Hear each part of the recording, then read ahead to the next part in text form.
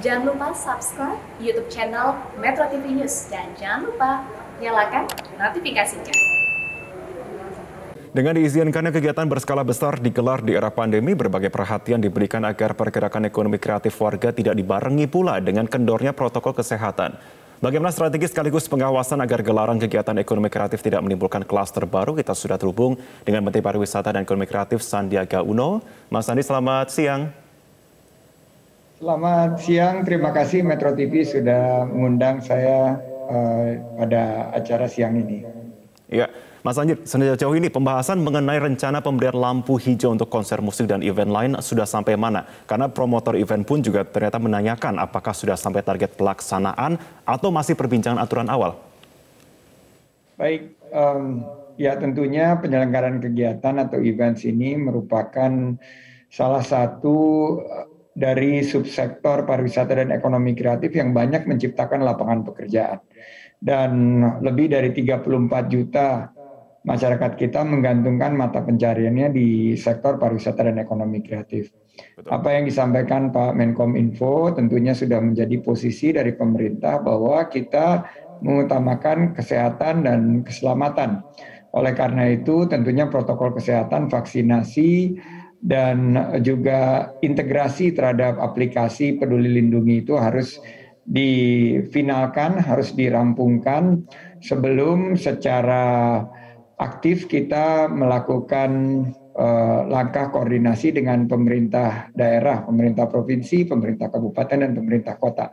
Karena kita melihat bahwa ternyata dengan pendekatan protokol kesehatan yang sangat ketat dan disiplin, beberapa program-program sudah bisa kami fasilitasi bersama dengan teman-teman di Mabes Polri dan juga Satgas COVID-19 seperti penyelenggaraan Indonesian Motor Show atau Indonesian International Motor Show yang dilakukan dengan CASE, pelaksanaan Indonesia Basketball League IBL 2021 juga kita lakukan dengan protokol kesehatan yang ketat, dan beberapa kegiatan di Bali ini juga sudah dilakukan dalam konsep yang disebut sebagai konsep era baru dengan penerapan protokol kesehatan. Oleh karena itu pernikahan, konser-konser ini terus kita persiapkan agar nanti saat waktunya sudah memungkinkan,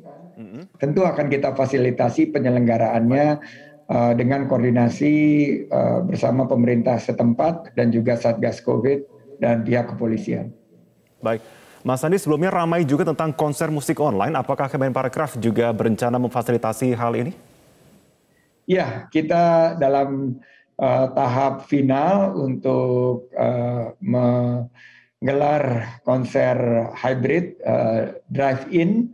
Kemarin saja di Bromo sudah dilaksanakan konser Bromo Jazz yang sifatnya hybrid.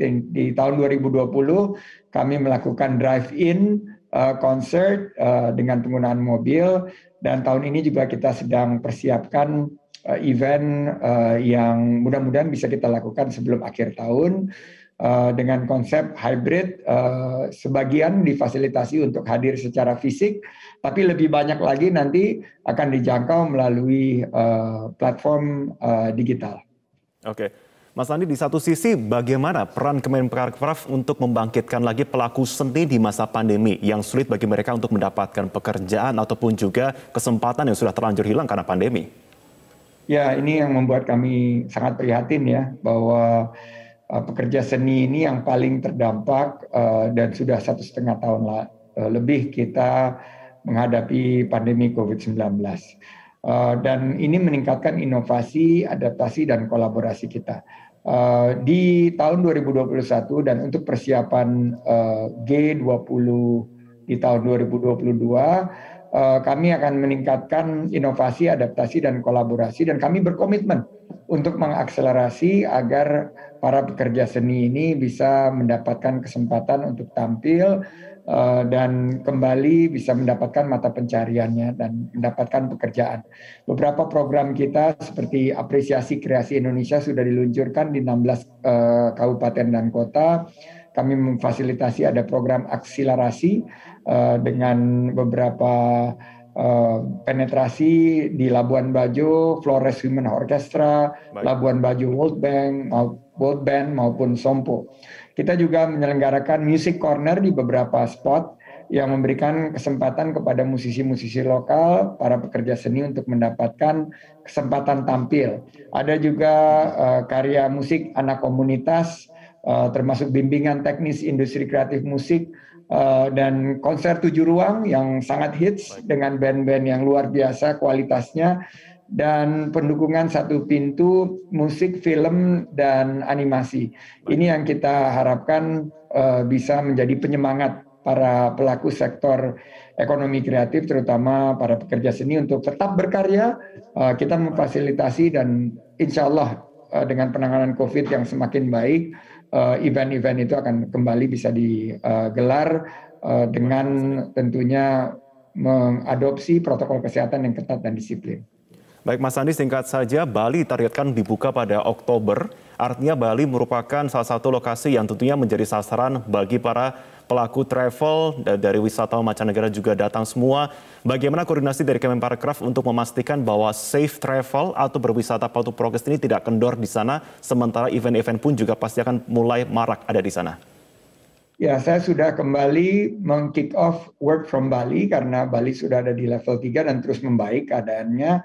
Dan kita mulai mendisiplinkan aplikasi Peduli Lindungi di masing-masing destinasi dan sentra ekonomi kreatif. Dan ada beberapa kegiatan yang kita persiapkan untuk G20 tahun depan, termasuk juga desa-desa wisata yang kita harapkan akan menggerakkan kembali roda perekonomian dan membuka lapangan kerja. Pesta Kesenian Bali, Ubud Writers and Readers Festival, Ubud Village Jazz Festival di bulan Oktober, Penglipuran Festival di bulan Desember akan terus kita lakukan, dan event-event tersebut sudah menjadi bagian dari karisma event Nusantara atau event unggulan pariwisata dan ekonomi kreatif yang mudah-mudahan kita bisa gelar untuk menggiatkan ekonomi dan membuka lapangan kerja seluas-luasnya. Baik, terima kasih Menteri Pariwisata dan Ekonomi Kreatif Sandiaga Uno sudah bergabung bersama kami dalam program Metro Siang. Selamat siang.